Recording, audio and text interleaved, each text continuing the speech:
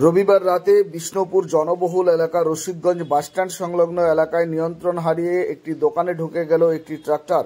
ঘটনায় আহত এক। ঘটনাকে কেন্দ্র করে এলাকায় চাঞ্চল্য। সোমবার সকাল 8টা নাগাদ স্থানীয় কাউন্সিলরের স্বামী কি বলছে শোনাবো। তার আগে জানাবো, বিষ্ণুপুর সুপার স্পেশালিটি হাসপাতালের দিক থেকে একটি খালি ট্রাক্টর যাচ্ছিল বিষ্ণুপুর ঝাপর মোড়ের দিকে।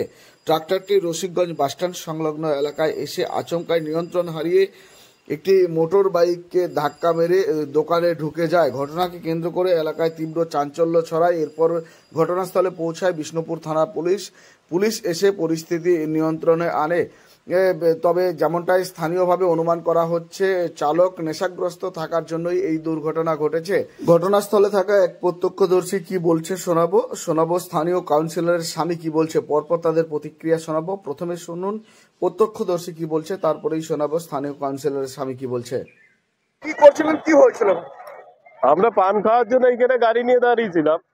জাস্ট পান খেতে ঢুকেছি, পান বানাচ্ছে, সেই মুহূর্তে ট্রাক্টরটা হঠাৎ পিছন দিয়ে ঢুকে গেছে এবং বাইক ফাইক যেগুলো ছিল সেইগুলো একদম ভেঙে গাড়িটা পুরো দোকানের ভেতর ঢোকার মুহূর্তে ছিল। বাইক ছিল এবং পোল ছিল বলে গাড়িটা আটকে গেছে, নইলে পুরোই মানে ওইখানে সমস্ত কিছু স্ম্যাশড হয়ে যেত। বড় দুর্ঘটনা ঘটছে। কি কারণে এটা হলো কি মনে হয়? অ্যাকচুয়াল হ্যাঁ, ড্রাইভার সম্ভবত ড্রাঙ্ক ছিল, প্রচন্ড ভাবে নেশা করে গাড়ি চালাচ্ছিল এবং যা খবর পেলাম একটা পাগল নাকি দাঁড়িয়ে ছিল, তাকে পাশ কাটাতে গিয়ে আরো অ্যাক্সিডেন্টটা ঘটে। হ্যাঁ, ক্ষতিগ্রস্ত একটা বাইক কমপ্লিটলি রুইন্ড হয়ে গেছে, যে বাইকটাকে ট্রাক্টরে চাপিয়ে গ্যারেজে সম্ভবত নিয়ে গেল। আর এইখানে দেখতে পাচ্ছেন এই পোল সব ভেঙে গেছে, দোকানেরও ক্ষতি হয়েছে। এই বিশেষ তেমন কিছু ক্ষতি হয়নি, তো যে সম্ভাবনা ছিল অনেকটাই ওই বাইকটা যেটা পড়ে গেছিল তার উপর গাড়িটা চেপে যাওয়ার ফলে মোটামুটি গাড়িটার স্পিডটা কন্ট্রোল হয়ে গেছে। ঘটনাটা কি ঘটেছে? এটা হচ্ছে যে হসপিটাল দিকে নাকি ট্রাক্টরটা আসছিল।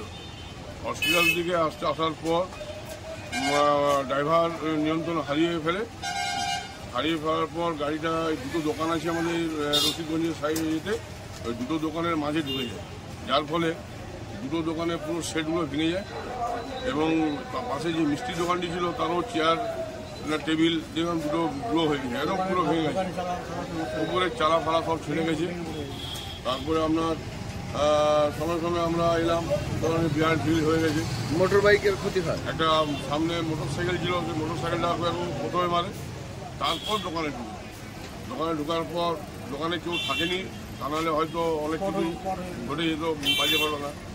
দোকানদার সে সময় সন্ধ্যাবেলা, যার ফলে দোকানদারও ভিতরে ছিল আর তিনজন সন্ধ্যার পরে জল আনতে আসছিল, যার ফলে ওনারা কেউ থাকেনি, যার জন্য সেরকম মানে মানুষের কোনো ক্ষয়ক্ষতি হয়নি।